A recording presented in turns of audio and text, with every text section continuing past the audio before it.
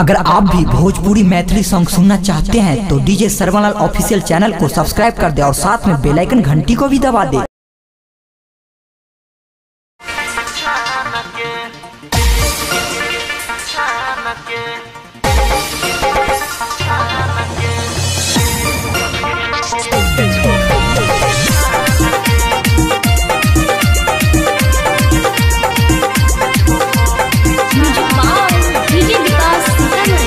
छोड़ी के हमके तो जाय छ ससुरवा रोकबो नाही कान के। छोड़ी के हमके तो जाय छ ससुरवा रोकबो नाही कान के। दूरे पतोरा दुकान लगेबो बेचबो कॉफी छान के। दूरे पतोरा दुकान लगेबो बेचबो के माल कॉफी छान के। छोड़ी के हमके तो जाय छ ससुरवा रोकबो नाही कान के। छोड़ी के हमके तो जाय छ ससुरवा रोकबो नाही कान के। दूरे पतोरा दुकान लगेबो बेचबो कॉफी छान के।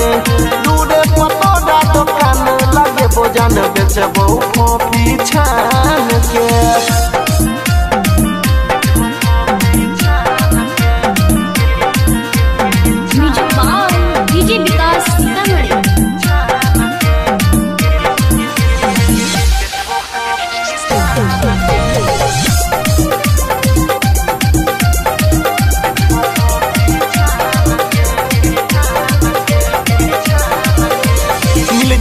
हमर काम या छौड़ी छुटै न तोहर साथ गे।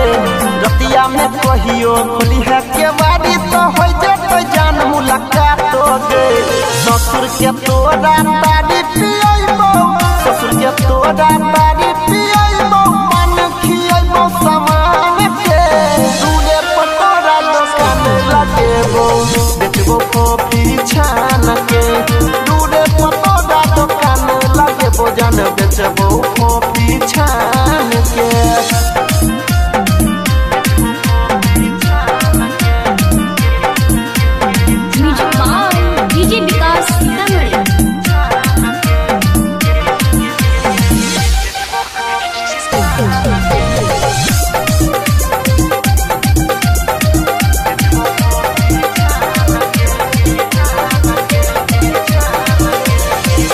बहाना के जानू रोजाना तू मिले बोलई है शाम के।